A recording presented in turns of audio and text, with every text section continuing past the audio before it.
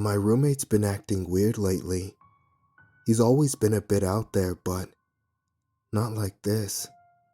Never like this. Before I continue, let me give you a little backstory. I'm a student at Bridgewater State College in Massachusetts. I share a dorm with my roommate Wallace. We both major in computer science, and that's all we've ever talked about on the rare occasions that we actually do speak to one another. We don't have much else in the way of common ground. You see, Wallace is an odd guy. He's very socially awkward and doesn't have many friends, if any at all. I've only ever seen him talking to his professors and, one time, the janitor. Wallace is a bit of a recluse.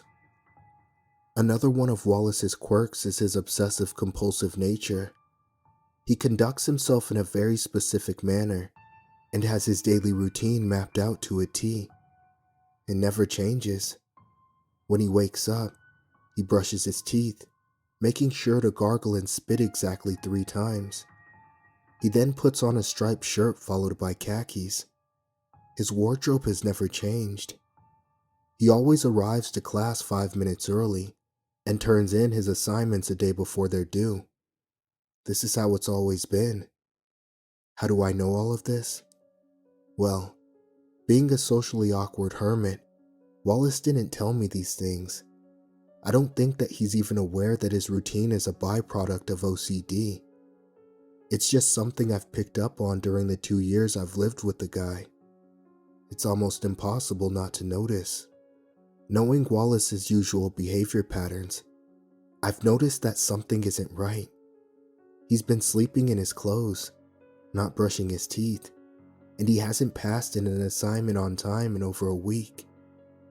He didn't even sleep in our dorm last night. I haven't seen him in over a day. Wallace has his quirks, but he's a nice guy. Despite not knowing him that well, I became worried. That worry justified me hacking into his laptop just to see what he's been up to. It was the only thing I could think to do. In finding his laptop and turning it on, I felt like a fool. The thing was clean as a whistle, at least to my eyes. You see, though I pride myself in my hacking skills and tech know-how, Wallace is far more adept in the field. It was safe to say that I couldn't find a shred of evidence as to where he might be, or what he'd be doing. No journal entries, no browsing history, nothing. A normal acquaintance or even a friend might stop there, but I always took things too far. This was especially true when it came to helping others. I always felt a need to lend a hand whenever I could. Concern is amplified until it becomes borderline anxiety. It's a curse, really. Feeling anxious, I thought about any other potential ways to continue my hunt for the truth. That's when something clicked. Like I said before, I sometimes saw Wallace talking to the janitor in the halls. He was the only person I had ever seen him talk to in length. Maybe he would know more about Wallace's state of affairs.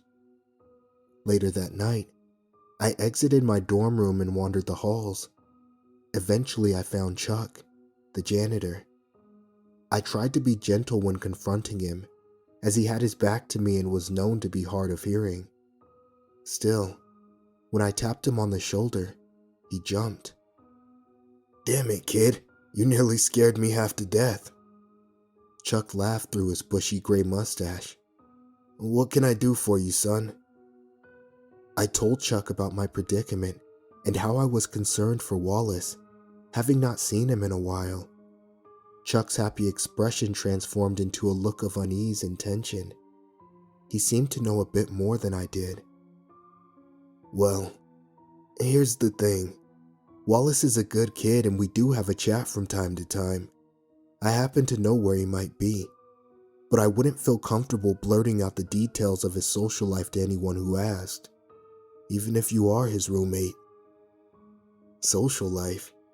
Wallace didn't have a social life. I pressured Chuck into letting me in on the secret. I really laid it on thick, expressing a great deal of concern for Wallace's well-being. Being the nice old janitor that Chuck is, he eventually gave in. Okay, I understand. Just please don't tell him that I told you, okay? I nodded, eagerly awaiting for him to reveal Wallace's whereabouts.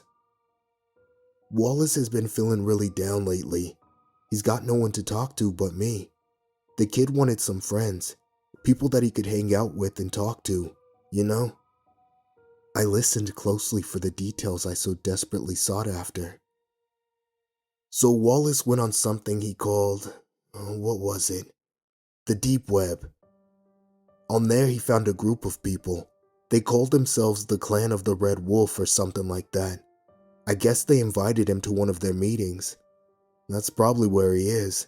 He seemed pretty excited when he told me about it. In fact, it's all he's been talking about for the past week. There. That was it. That was the bit of info I needed. The key to finding Wallace.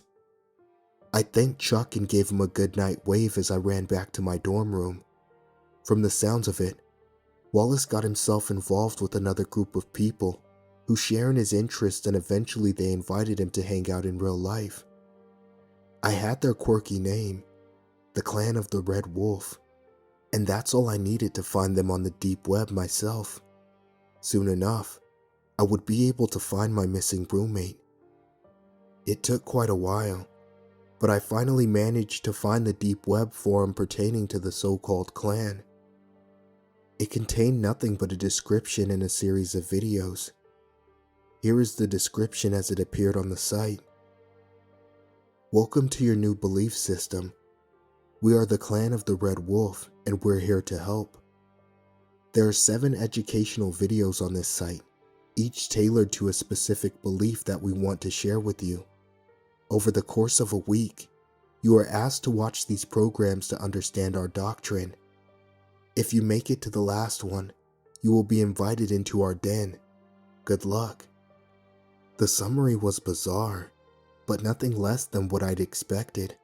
Scrolling further, I noticed that all of the videos were titled similarly.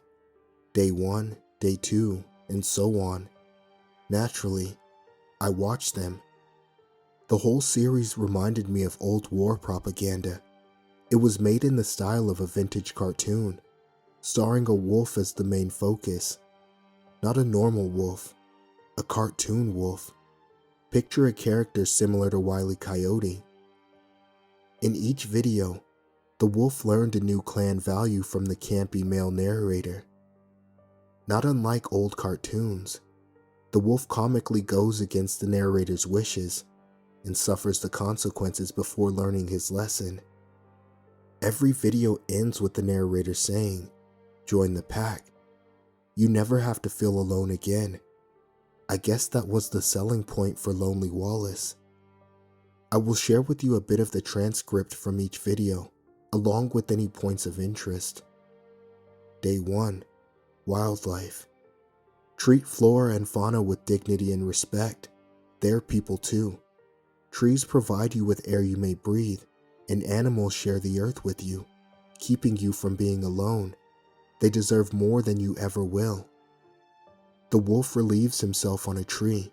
Tree falls on top of him, crushing his head and revealing the blood and brain matter inside. Day 2. Thicker than blood. Your blood is the most important material in your vessel. The clan requires a sample upon joining our order. This is a requirement for all pledges. Our blood must flow as one for us to work together and save the planet. The wolf enters a room full of cloaked figures, presumably clan members. All members are in a line, giving blood samples. The wolf refuses to have his blood drawn and walks away. A cloaked figure sneaks up on him and slices his throat with a dagger. Video focuses on the wolf bleeding out for a moment. Day 3. Obey or suffer. Remember what happened to our friend when he didn't give his blood to the cause? He didn't obey our order's rules, so he had to suffer the consequences. Remember, the clan's laws are very important. You must obey or perish. Trust me, it's worth it. The video shows the wolf bleeding out again. Only a few cloaked figures are now on top of him, stabbing his corpse repeatedly.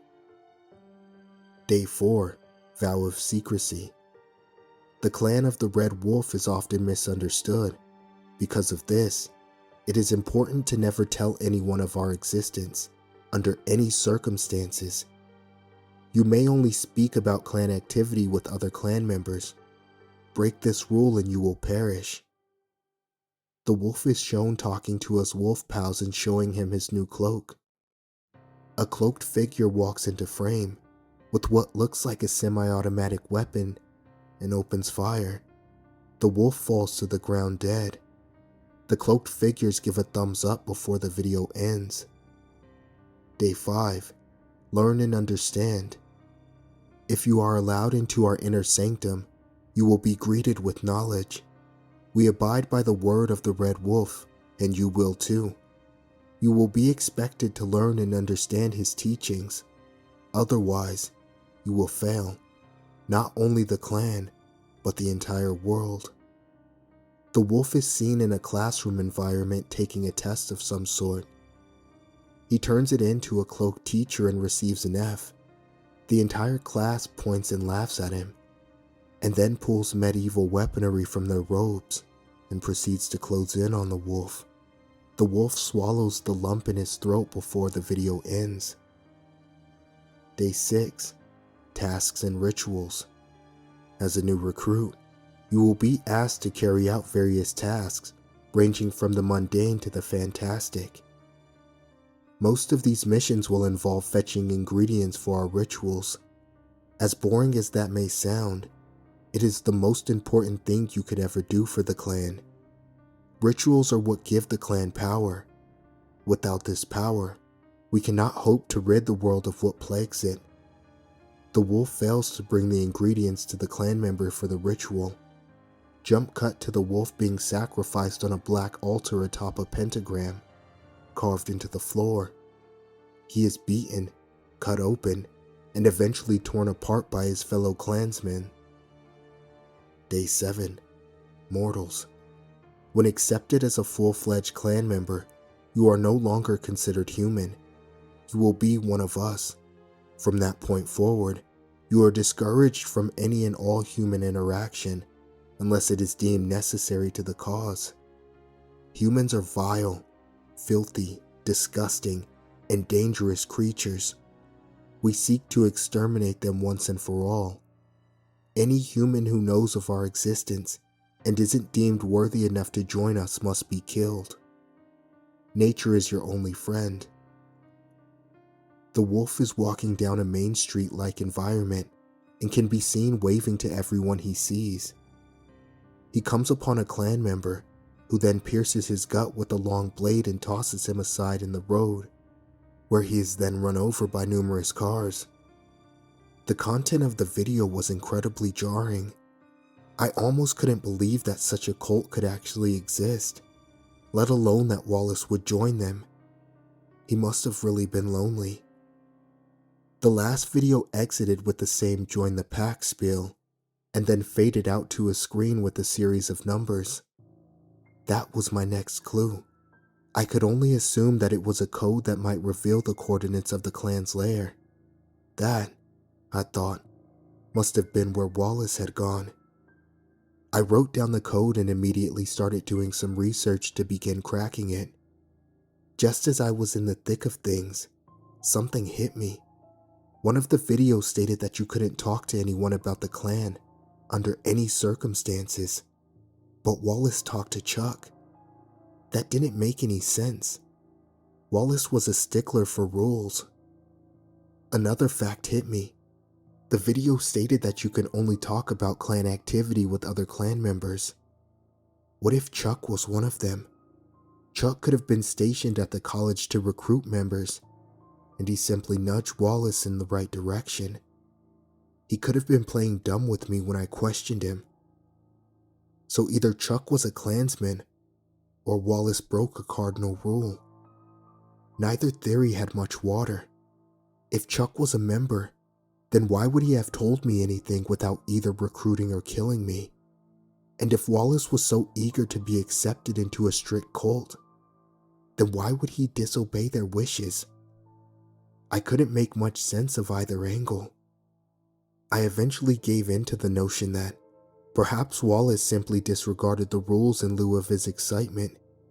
He was finally going to have friends, so he had to tell someone. This didn't completely sit well with me, but I had to get back to cracking the code. I didn't have time to dwell on uncertainties. Just then, there was a knock at my dorm room door, followed by a voice. "It's Chuck, the janitor. I'm here to tidy up your room." Chuck never cleaned dorm rooms. That wasn't part of his job. "I'm all set," I yelled, hoping that he would leave me be. The knocking ceased. There was a long stretch of silence followed by a soft metallic creak. The doorknob was turning.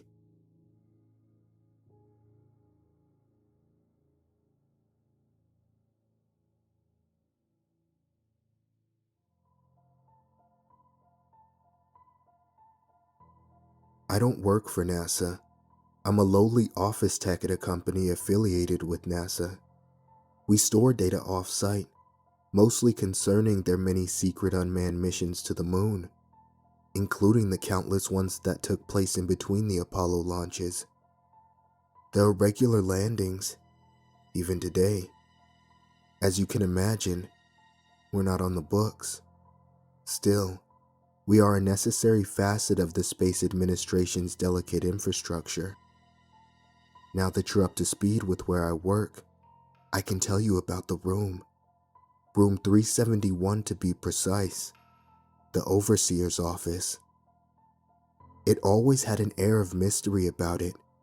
I, and other staff members, had been inside before, tasked with leaving behind flash drives filled with sensitive information for the overseer to upload to our database. You see, the sole computer in that room is an offline archive, containing almost every one of NASA's dirty little secrets. Stuff that we can't risk getting out in the event of a data breach. If anyone were to hack our online mainframe, they would only find decoy files, outlining pieces of data that have already been in the public's eye. Most of the information I dealt with amounted to mundane statistical analysis. The real interesting, controversial stuff was sent directly to the overseer, bypassing the prying eyes of entry-level employment. That brings us to yesterday. It was a normal drop-off assignment. Bring the flash drive to room 371, leave it on the desk, and shut the door on your way out. I had done it countless times before. This time, however, was a little different. After placing the drive on the desk, I noticed a faint glow on the wall behind it. The computer was on. This was strange. It was always shut down by the overseer after a data dump. The only times I had ever seen it turned on were the days he was in there, still working on it. I admit, my curiosity got the better of me. With a slight spike in adrenaline, I walked around the desk and sat at the chair, ready to take back at least one mystery to the hive mind on the main floor. The convenience in this moment cannot be understated. I later discovered that the overseer was sick and had rushed to the bathroom, where he remained for at least 40 minutes. Not only was the computer on, but it was unlocked. Even our personal workstations required a series of passwords that changed daily. Passwords we had to spend the first 10 minutes of any given workday decrypting. This was the one and only chance I had to placate my curiosity and dig for the buried treasures of NASA. I knew there just had to be something in the confines of our database that would elicit a gasp or a mouth drop. Something I would remember for the rest of my years. In settling in at the desk, my heart pounding at the thought of the overseer's return, I noticed the computer was calibrated, just like the rest of our PCs. Because of this, I knew just what folders to open and what digital stones to turn on my hunt for secrets. Most files were your run-of-the-mill storage vessels, data pertaining to the boring truths of the trade, statistics and physics predictions. After a few minutes of searching, I almost called it quits. But one document caught my eye. It was titled Project Burial at Sea. This was what I wanted, a classified NASA project never before released to the public. In this moment, secrets were revealed to me, ones I soon wished I had never unearthed. As is common with these types of documents, the jargon was very straightforward and low on description. As such, I had pieced together bits of information to form a clear picture of the proposal and subsequent missions that apparently started at the turn of our current century. What I discovered did indeed elicit a gasp. It also made my skin crawl. Project Burial at Sea was, ironically enough, a fail-safe against information leaks. It implemented the pre-existing infrastructure of NASA's unmanned missions to dispose of cracks in the system. That is, individuals likely to come clean about privileged information. Yes, you heard right. Individuals. NASA was killing off would-be whistleblowers to protect their assets. The initial proposal called for sending the bodies into deep space, but too many unknown variables prevented themselves. If even one probe was knocked back to Earth by an asteroid or unforeseen space event, the entire operation would be done for, especially if it landed in enemy territory. At that point, another country could use it to blackmail our government for aid and financial gain. Burying the bodies on the moon prevented this, and eliminated all potential evidence tying anyone to the crime. The people who vanished made up a very small portion of NASA, so the ratio of missing persons in relation to their workforce was barely disrupted, deflecting any potential suspicion. After a rigorous sterilization procedure, the bodies are stuffed into hollow spaces of the previously unmanned probes. Once they reach the lunar surface, they are collected by rovers and buried in the craters of a specific section of the moon's dark side. In other words, mass graves. The rovers later collect samples to determine long-term effects of the soil on human decomposition. This was not the purpose of the project, just an added benefit. I was floored. The document was not what I expected. I couldn't believe this sort of thing would happen in our country, and at NASA of all places, an organization I was involved with.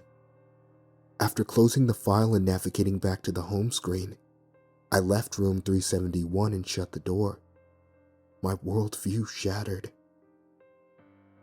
Upon returning to my workstation, my coworker Bill questioned me. "Jack, where were you? Did you hear the overseer retching in the bathroom? Poor guy has that stomach bug that's been going around." I politely nodded, but offered no response to the initial query. Still shaken, Bill buried his face back in his work. Eventually, the overseer returned. The sound of room 371's creaking iron door slamming shut behind him as he resumed work at his desk. Beads of sweat formed around my brow as I wondered if he would notice something amiss. And no, I pursued the archive.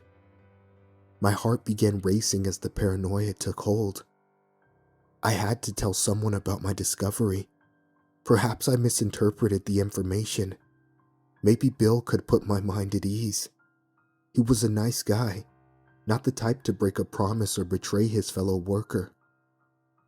"Bill," I whispered, "have you heard anything about NASA sending corpses to the moon?" He stared at me for a moment, An overly serious expression painted across his face. Then he laughed. "Jack, you are a card. Where do you come up with this stuff anyway? You should write a book." Without so much as a sound to alert his arrival, the overseer put his hand on my shoulder. I nearly jumped out of my skin. "Jack, I've been meaning to talk to you. A big promotion in the works. Meet me in my office in 10 minutes. With that, he loosened his grip and traveled back to room 371. My eyes widened and my heart sank. Bill noticed something was wrong. "What's wrong, Jack? You look as though you've seen a ghost. Promotions are a big deal around here.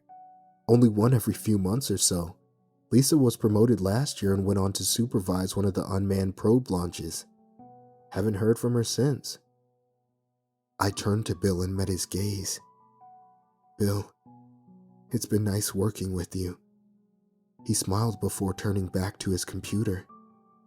"You too, Jack." 10 torturous minutes came and went. I hesitantly made my room to 371 and slowly opened the door. The overseer gestured for me to come in. "Have a seat, Jack, and close the door behind you." I unwillingly obliged. The thought of making a run for it crossed my mind, but I knew the security detail at the front gate would stop me. Drawing attention to myself would only serve to expedite my demise. "So, what is this about?" I asked, my breathing now labored and sporadic. "Like I said before, it's a promotion. NASA is recruiting from its affiliate outfits to supervise some of their unmanned missions. You've been selected." I tilted my head in disbelief. "But sir, why me? I haven't done anything to warrant such a promotion, to my knowledge." He grinned. "That's where you're wrong, Jack.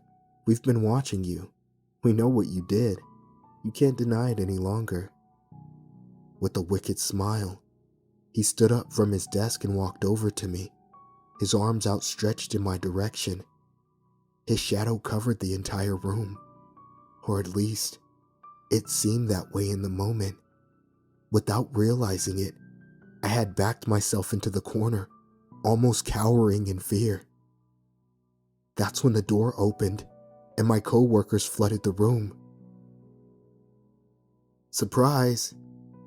I stood up, shocked. "What's going on?" Bill responded. "Don't you know what day it is, Jack?" The overseer pointed at his wall calendar. It was September 18th, which according to them, was my hire date. It all made sense now. It was a ruse, a practical joke at my expense. The overseer sometimes did this on workplace anniversaries, but not for many years at this point. I didn't even realize what day it was until they pointed it out. "Did you really think I would leave my computer on unattended?" Bill chimed in. "Bodies can't even decompose on the moon, Jack. There's no air." They both let out hearty laughs. I laughed too, completely relieved. The rest of the afternoon was nice. After all was said and done, we returned to work, invigorated by the positive surge of energy and morale. After finishing my leftover tasks, I left with a smile on my face, happy to be Earthside, alive and well. This mood would follow me the whole way home, but it wasn't alone. When I parked in my driveway, someone pulled in behind me. The overseer stepped out of the car and greeted me with a friendly wave. "Jack, can we talk?" House calls were unorthodox in our line of work, but not unheard of. "Of course, Coulter. Please come in." He followed me inside and joined me in the living room. I sat down, but he paced at the fireplace, looking over my family photos on the mantle. "You know, what Bill said was true. Bodies don't decompose on the moon. That bit was added by NASA." They put falsehoods in all of their classified documents. It's another failsafe, a detail they can point to in the event of a leak to make it seem illegitimate. I was utterly confused. I'm not sure I follow. What are you getting at exactly? He turned to me, a stern look painted across his face. It's all real, Jack. The dead bodies, the craters, everything. You should have never sat at my desk. I chuckled. Come on, Coulter. The joke's over. There's no need to drag it out. He wasn't laughing. This is no joke. You were hired in July, not September. I sent out that last-minute memo to everyone in an attempt to avert your suspicion. Here, we can discuss things privately. Very funny. You're forgetting about my wife and daughter. A smirk touched the side of his cheek. He tossed me an envelope. Inside were photos of my wife picking up our daughter from school. My heart sank. What the hell is this, Coulter? Are you following my family around? We've intercepted them. Let's just say they'll be getting home a little late tonight. The gravity of the situation was beginning to sink in. If everything I saw was indeed real, then I was now a target. I would soon become the next NASA casualty buried at sea.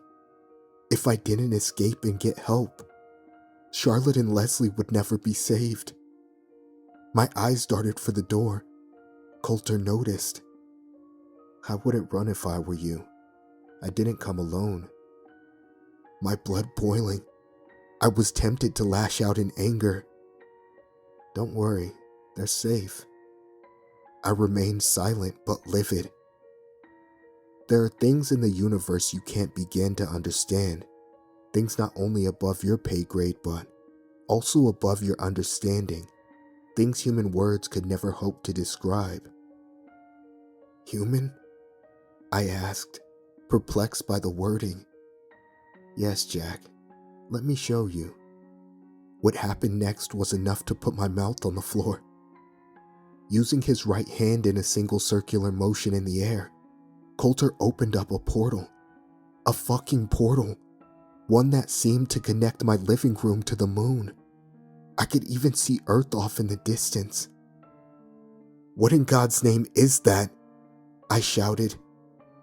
Come, Jack, get a closer look. As his hostage, I had no choice but to humor his demands. Upon stepping up to the void, still frazzled, I saw it. A crater filled to the brim with corpses. Why are you showing me this? I asked in a shaky voice. Just watch, Jack. I looked back to the scene and noticed something at the edge of the crater.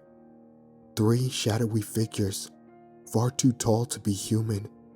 They extended their arms, and a glow rained down from the space above the crater.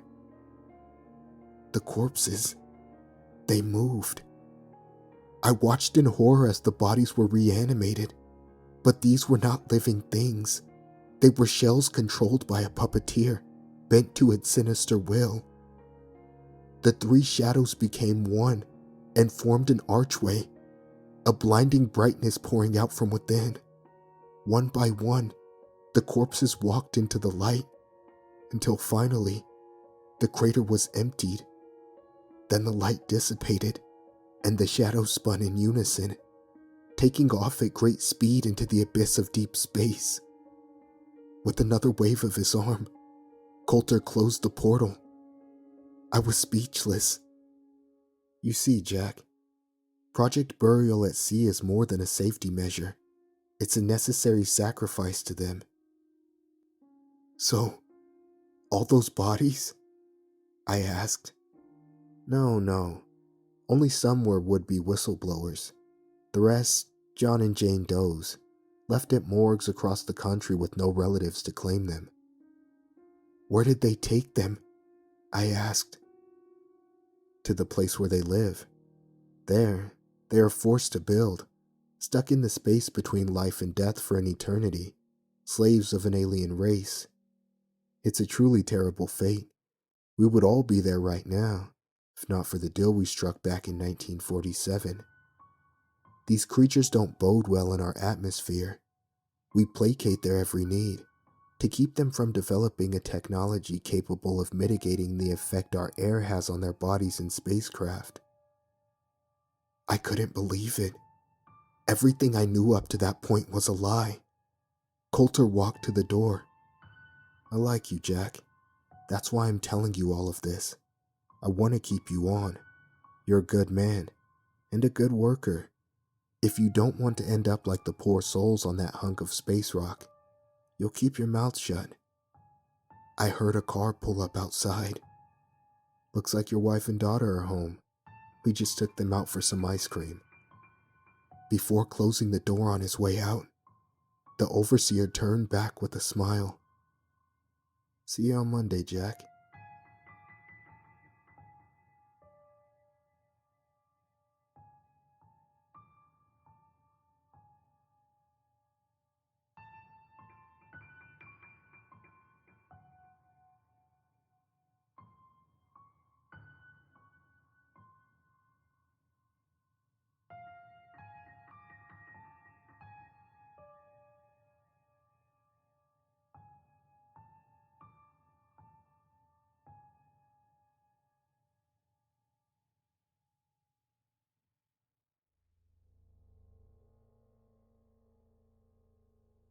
There was once a small business in New England by the name of Grovewood & Co. It existed for roughly 7 months, from April 27th to November 22nd in the year 1913. At least, that's true for one timeline. I'll touch more on that later. Masquerading as a Capeside souvenir shop, most of Grovewood & Co.'s customers were oblivious to the store's true nature. Only the rich elite were granted access to their secret arsenal of products. You see, during the brief period of time that they were operational, the company collected, tinkered with, branded, and sold various objects, each of which had otherworldly properties, giving their owner a unique power, supernatural in nature. How they acquired such artifacts? No one knows. On 11/22/13, in its original timeline, the building vanished without a trace, not only from sight, but from the memory of everyone who had ever interacted with it, like it never existed in the first place. It seems the building and its inhabitants fell victim to an object malfunction. More specifically, a temporal hiccup caused by a time travel device as it was being sold. The origin of this anomaly is more than likely a defense mechanism of the device itself. It would appear that some of these objects are sentient to some extent and can flee when they detect a nearby threat. That's all I'm at liberty to say about this particular event. So, where did Grovewood & Co. unwillingly relocate to? That's a loaded question. The building, it seems, is constantly jumping from place to place, year to year, and timeline to timeline. It's a pain to track down, but with a little luck and great deal of skill, I'm able to do my job just fine. What is my job, you ask? Well, I'm responsible for keeping the building and its objects from destroying the multiverse as we know it. You know, the usual 9 to 5. In all honesty, I'm a lowly office peon where I'm from. There are people getting paid a hell of a lot more than I am, and I'm doing the much more important work.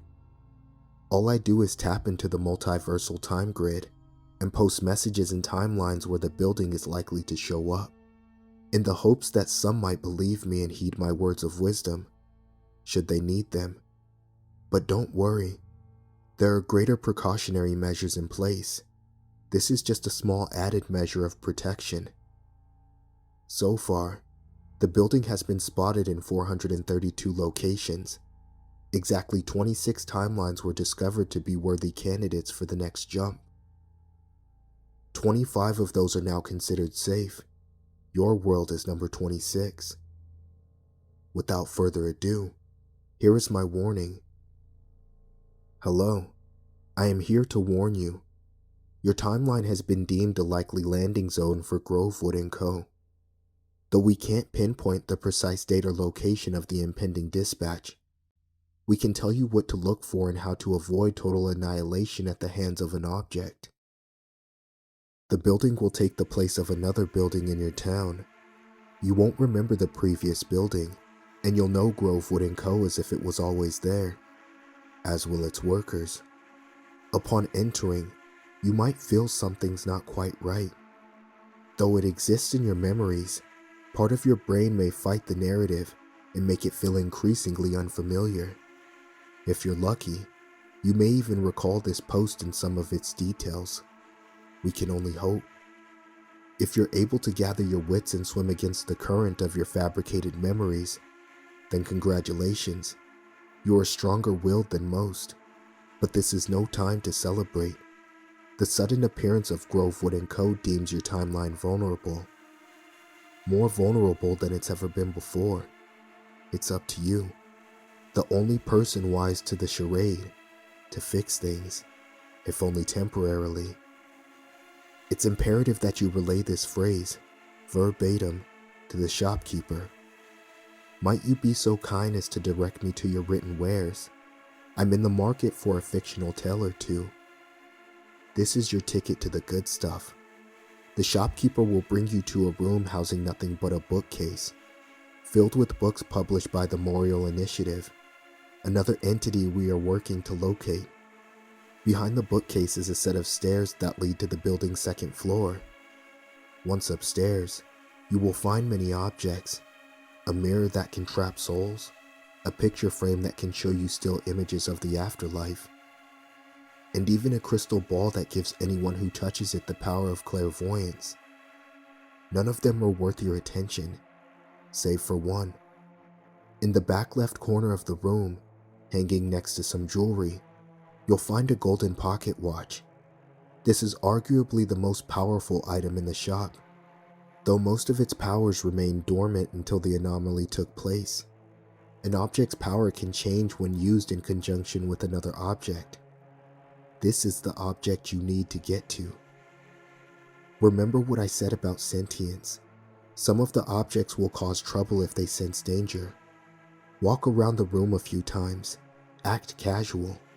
When you finally do grab the pocket watch, show no signs of excitement or nervousness.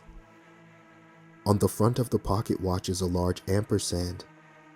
On either side of it are GL and CO, respectively, denoting the shop's branding.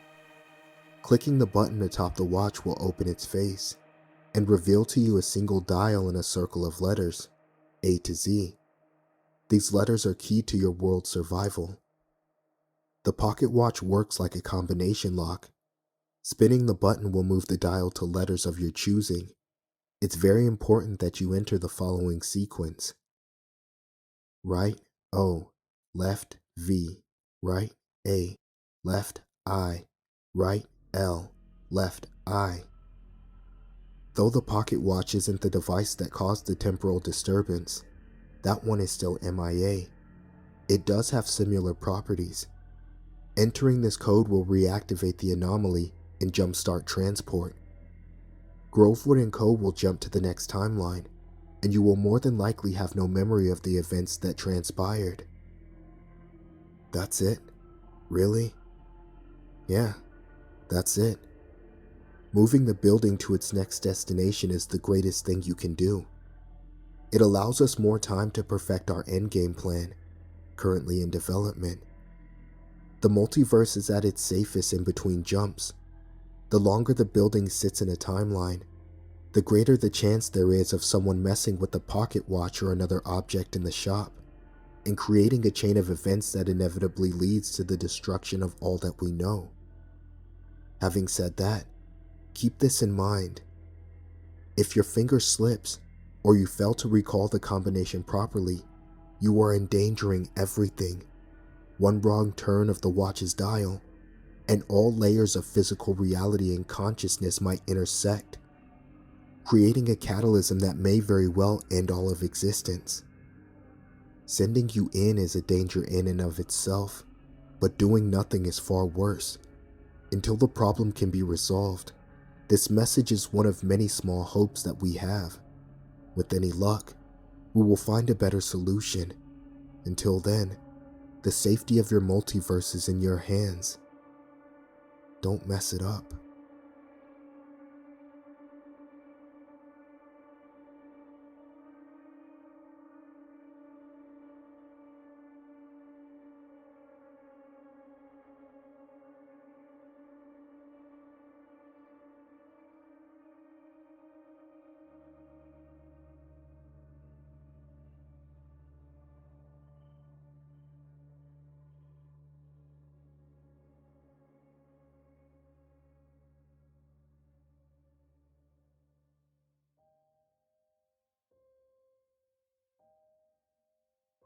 I went to the park this afternoon. I thought it was going to be a fun experience. I really did. But going out with an independent 3-year-old is never a fun experience. Go off the path, he said. We went off the path, into the wet grass and mud. The mile-long trail surrounds a wide, open field that extends forever. It's beautiful to look at, not so fun to actually walk in. Come on, let's get back to the path, I said, gesturing. Of course. He turned the other direction and ran further into the field. Hey, come back here, now. I sprinted after him. My feet sank into the mud with a gross squelch. I could feel the water seeping into my boots, cold and damp. I finally caught up with him, panting. I grabbed him by the shoulder. We have to go back to the path, okay? No. I sighed and looked around. We were further out than I thought. Green grass extended in every direction, gently sloping into hills and curves. A few trees spotted the landscape. The sky above was gray. Rain drizzled down, blurring the trail that looped around us. Well, shit. This was going to be a long, muddy, messy walk. Come on, I said, pulling him by the arm. We walked for a few minutes, then he abruptly stopped, bent over, and started taking off his left shoe. No, you have to keep those on. I bent over, grabbed the shoe, shook it out for rocks, and jammed it back onto his foot. Sighing, I stood up. Huh? What? The trail looked further away. No, it must be my imagination. I took his hand and we trudged forward. He made it difficult. He kept turning around, looking back over his shoulder at something. I kept my focus, as we mothers are so good at doing. When everything is going to shit, we just stare straight ahead, plowing forward. I kept my eyes locked on the blurry red dot of our car. That looks so far away. What's that? He finally asked me. We're going to the car, I replied sternly, as if I could magically transport us there with my words. Is that a person? He twisted his whole body around, looking at something behind us. I kept my hand locked fast in his, trudging forward. My ears were freezing, my feet were wet. I couldn't lose focus. We're going to the car, I repeated myself through gritted teeth. Is that a person? In the tree? Come on, we're going to the car. What's he doing? We're going to the... His little hand fell away from mine, a soft thud on the grass. Oh, buddy, I'm sorry. He slipped in the grass and was sitting now, staring behind us. Perhaps I'd been too mean, pulling him forward like that. He was so preoccupied with whatever he was looking at that he wasn't looking where he was going. I gently pulled him back up. I'm sorry, I just think we need to get to the car now. It's getting cold out. We forgot your hat and I don't want your ears to start to hurt.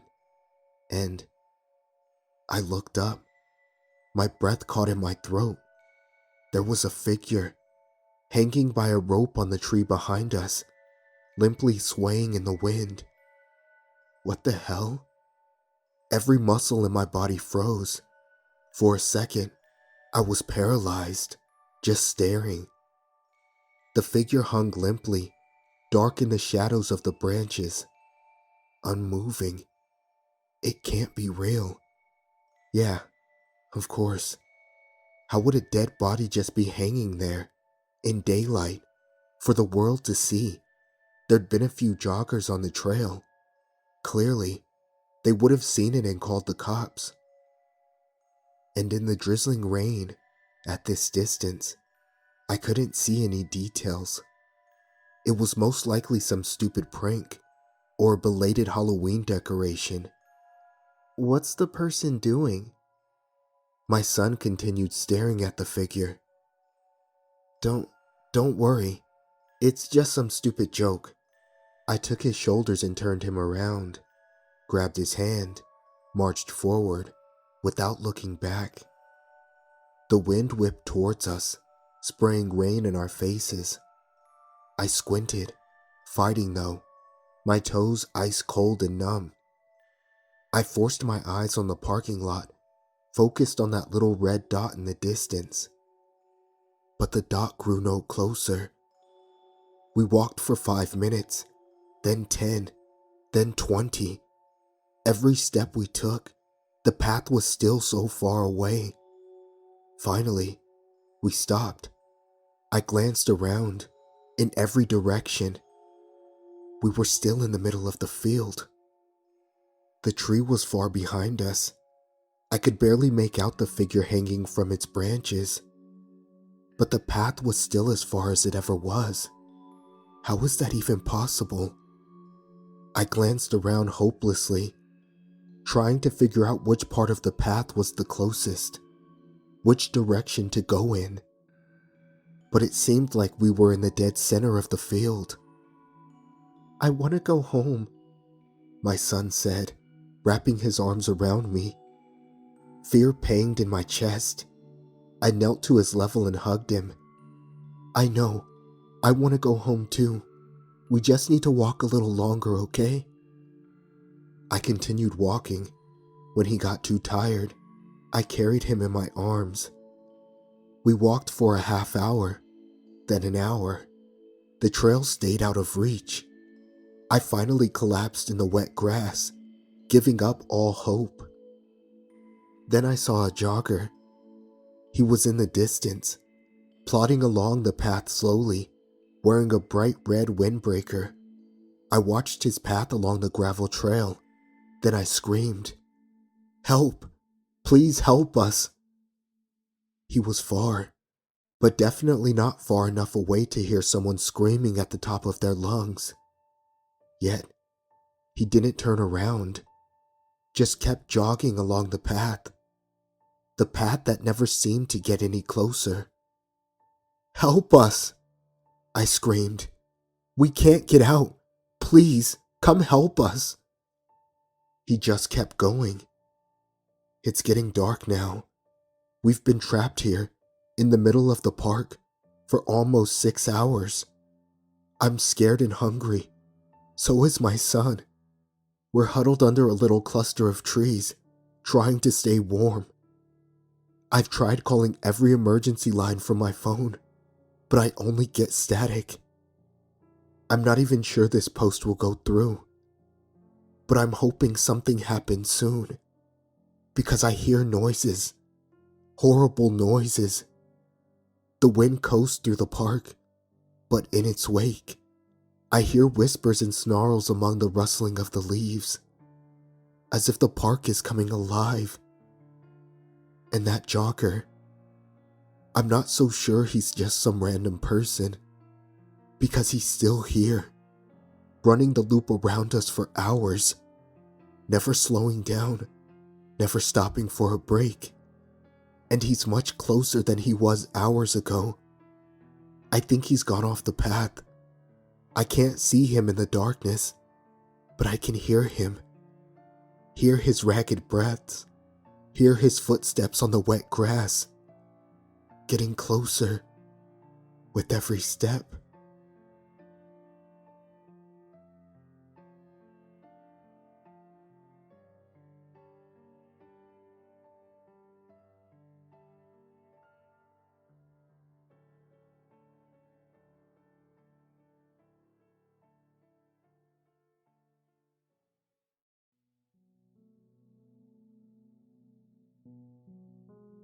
I used the term retired in this context very loosely.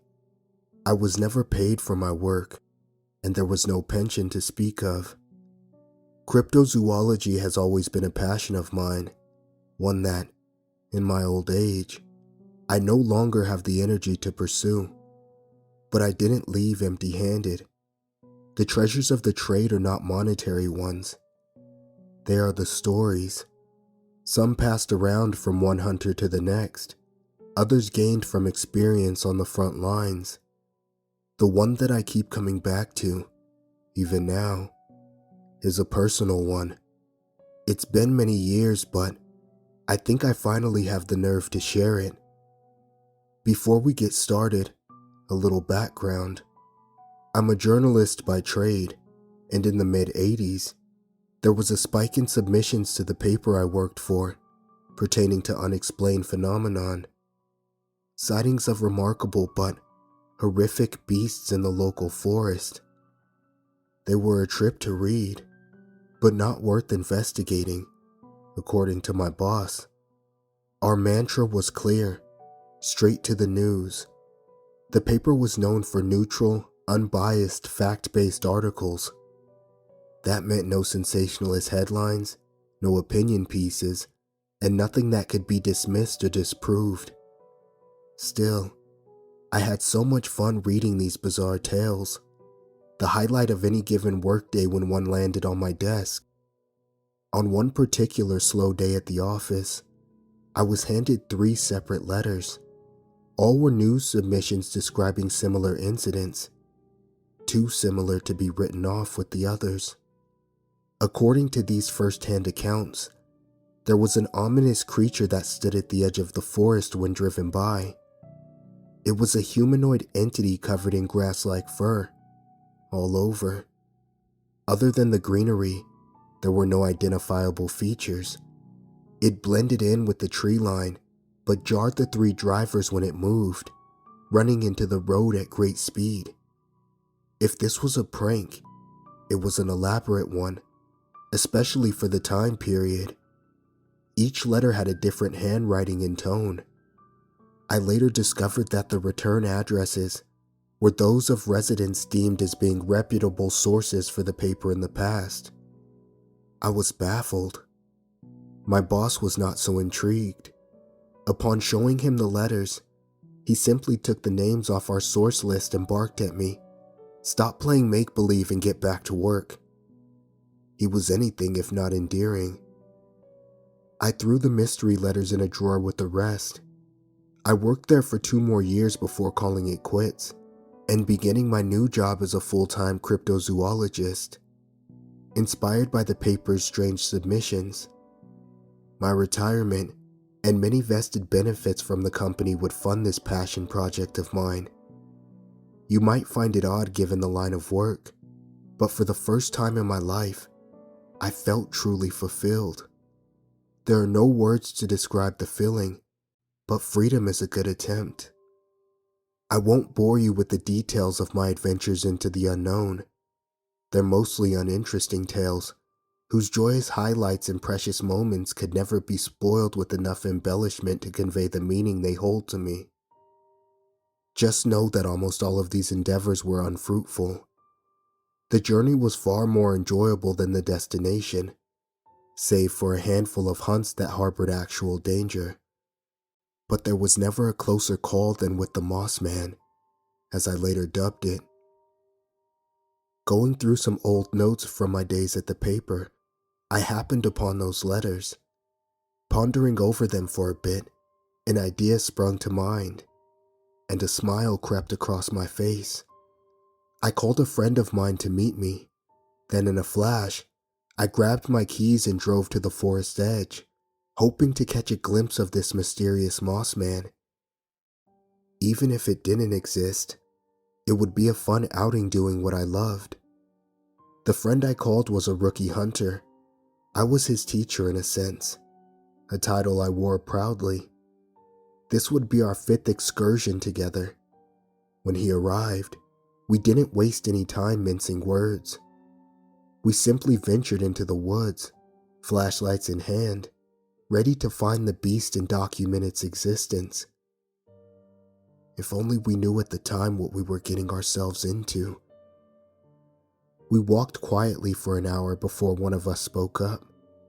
Spooked by the darkness, we were in need of some small talk to distract ourselves and break the awkward tension.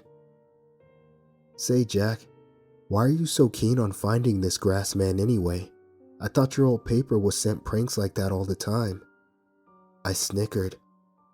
"It's Moss Man, Henry, and I never said that. That's just what my boss thought. I was never able to follow any leads."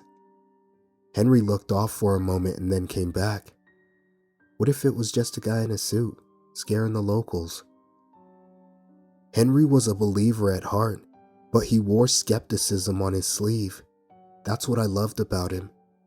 It's his apprehension that kept my head on straight during the explorations we embarked on in the past. I had been known to let my enthusiasm get the better of me on more than one occasion. Well, that's what we're here to find out. If there's no evidence, that'll probably be our conclusion.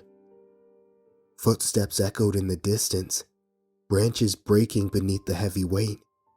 Henry and I slowed to a stop. "Did you hear that, Jack?" "Shh, quiet, don't make a sound." I listened, but was met with only silence. We brushed the incident off and kept walking, now rattled. "So," Henry asked, "how big is this thing supposed to be?" All of the letters described it as being the size of a man, no specifics past that. Henry turned around and stood still for a moment. I stayed with him, assuming he needed a second to gather his wits. "I think I left something in my car. I'll be right." I interjected before he could finish his statement. "God damn it, Henry. Do you want to be a hunter or not?" "Yes, I do, but..." "But nothing. How many times have you died on a hunt?" Henry paused. "Well, counting the Kitsune incident, none." "Exactly. So pull your spine out of your ass and match my pace. Walk with confidence. You're gonna be fine." Henry took a labored breath, turning back to me, and straightened his posture. My pep talk seemed to have an effect. "Okay, Jack, I can do this." He gave me a determined look. We never explicitly discussed it before, but I sensed that Henry looked up to me, not unlike how a child looks up to their father. "Good, now follow me." I marched ahead and Henry followed. Then, there were more footsteps. We stopped again. The sound was close. I was compelled to yell out. "Who's there? Show yourself." The noises ceased. With a fair amount of trepidation myself, I pressed on, Henry now falling behind. "Pick up the pace, will you, Henry? This is what we're here for." A few moments passed and the sound of footsteps recommenced. This time, the source was revealed. Out from behind a large tree stepped a gentleman in proper dress attire, adorning an overly wide smile. A shadowy form illuminated only by a sliver of moonlight that broke through the forest canopy. Henry and I nearly jumped out of our skin and jolted back a bit. We then looked at each other, confused. I spoke first. "Hello there." The man did not respond. Henry chimed in. "What are you doing out here dressed like that?" No reply. I gave it another go. "Everything all right, sir? Would you like some help navigating the forest?" Not a single word offered in response. I contemplated our options and turned back to Henry, who was now visibly trembling. "Henry, we should go." We began walking in the opposite direction. To our utter disbelief, the man was there, impeding our travel. My blood ran cold. No footsteps this time, just inexplicable, instantaneous transit. Everywhere we turned, he was there. We'd been ambushed. Without warning, the man transformed right before us. Green, grassy appendages seeped from his pores and enveloped his outline. His features vanished behind the foliage. It was him, the Moss Man. I never suspected it could shapeshift, but this was no time to jot down notes. It lunged at us. Henry and I dispersed, but with overwhelming agility and strength, it was able to grab both of us and pin our bodies to a tree. We were pressed so forcefully against it, the bark felt like thousands of tiny needles scraping the skin of my back. Henry flailed about, screaming in fear and agony. I too was scared, but having been in similar positions before, I held my composure and hatched a plan. "Hey, big guy, I have a proposition for you." It tilted its head at me, a horrendous amalgamation of vines where its face should have been. "I'm sure you have to feed, and we'll both probably taste better than the odd rabbit or fox passerby. Trust me, I understand. But if you kill us both, they'll come looking for us. You might be good against 1 or 2 men, but a whole search party? If your nest is discovered, you could be caught and killed yourself. Or, at the very least, forced to flee your home." It lessened its grip on me. "I used to work for the local paper. My testimonial holds weight in this town. To both local officials and the general public, I can make this appear to be an accident. Just leave the body when you're done. That's all I ask." Henry turned to me, more frightened than he had ever been of the Moss Man. "So, what do you say? Do we have a deal?" The creature nodded and let me go. I ran out of the forest, my heart pounding. Unlike other cryptids I had to deal with, I didn't know this one's dialect, so I wasn't sure it would even understand me. I looked back only once to make sure the creature hadn't changed its mind, and caught a glimpse of Henry being torn to shreds. Poor guy. I lost more rookies that way. The following day, Henry's body was found at the edge of the woods. After speaking with the mayor and contacting the paper, my old boss commissioned a report for me. Henry had been attacked by a bear on an unfortunate stroll through the forest one evening. It was the talk of the community for a while, and as such, folks steered clear of the woods. The Moss Man's nest was safe, and so were the locals. A job well done in my book. So let this serve as a lesson to you. When searching for monsters, always bring a friend along for the hunt. They just might save your life.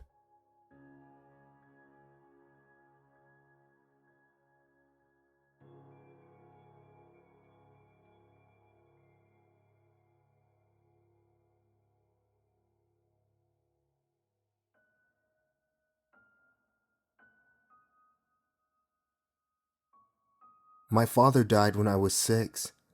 My mother couldn't really support us on her own, so she rushed to get remarried after his death.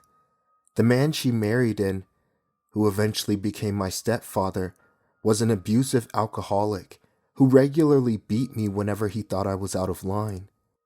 He also did a lot of other things to me that I'd rather not remember, but since he was the one paying the bills and keeping food on the table, my mother pretended to not notice any of it.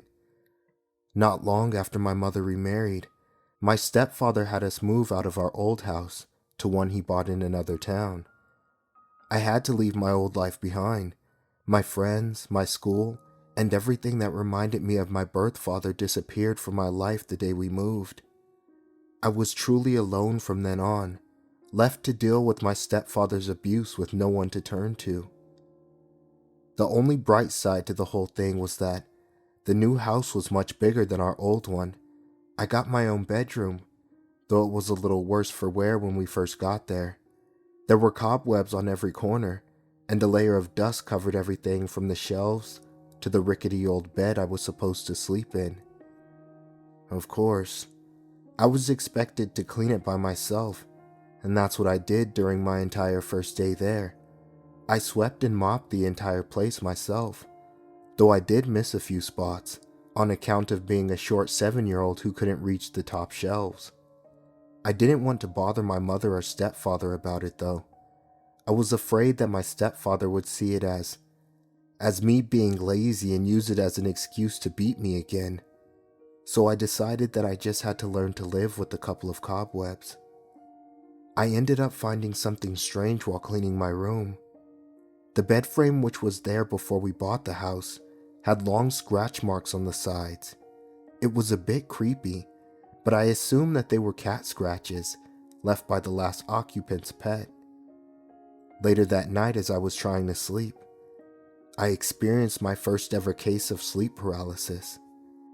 I was laying on my sore and bruised back after being beaten by my stepfather earlier that day. I forgot why he did it, but it left me with a black eye afterwards. He tended to use any excuse he could find as an opportunity to pull out his belt. Just as I felt my mind drifting off to sleep from exhaustion, a sudden chill ran down my spine, and my eyes fluttered wide open while the rest of me was frozen in place. I could see my dusty ceiling and move my eyes around the room, but I couldn't move a muscle in my body. It was like every fiber of my being was being weighed down by some invisible force. The sensation was new to me, but I didn't panic. There were times when my stepfather beat me so badly that I'd crumple up on the floor unable to move for hours on end. And this didn't feel all too different from that. I was just glad that I wasn't in immense physical pain that usually came with me being unable to move. I finally fell asleep at some point in the night, though I can't remember when. I woke up to the sound of my stepfather shouting for me to get down for breakfast the next morning. He told me over breakfast with my mother that I couldn't be starting school for a while. At the time, I thought he was just being unusually nice to me by giving me some extra time to adjust to the new environment. Looking back, I think he just wanted to wait until the black eye he gave me healed before letting me go out. Later that night, I had sleep paralysis again. I froze in bed, unable to move, but this time I could also hear something coming from under my bed. It was the sound that someone would make while grinding their teeth together to chew a piece of hard candy. A bit weird, but I slept through worse. There were nights when my stepfather would argue loudly with my mother in the next room while drunk, and I always managed to sleep through that, so some weird noises under my bed was nothing. My stepfather hurt me again the next day. He didn't even bother to come up with a reasonable excuse that time. He came home in a bad mood because of something that happened at work. I was on the living room couch watching TV when he grabbed me by the shirt and threw me on the floor. "Lazy kids like you who do nothing all day just piss me off." He kicked me while I was down a few times before removing his belt. He folded the leather belt in half and began whipping me in the face with it. One of his lashes was so hard that it made a cut right over the black eye he gave me.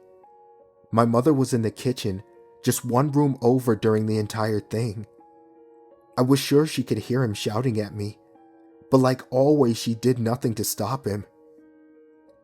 I went to bed with a new scar on my forehead that night.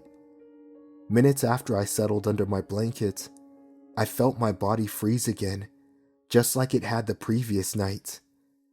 I'd already gotten used to the feeling, so I didn't think much of it, not even when I started hearing the grinding sound come from under my bed. I almost didn't notice the claw gripping the side of my bed frame before the monster under my bed pulled himself up. The monster who crawled up onto my bed was tall and spindly, with gray ashen skin and a bulbous head, like a stick figure that came to life. He perched himself on my chest with feet that looked like talons of a large bird. He was heavy, though not as heavy as I would have thought. The monster leaned forward, allowing me to clearly see his face despite the darkness. He had red eyes as large as an owl, and a fang-filled mouth that was too big for his face. His breath smelled bad, like rotten meat, but then again, so did my stepfather's after a night of drinking, and at least he wasn't shouting at me, like my stepfather usually does. Part of me knew that I should have been scared, but I wasn't.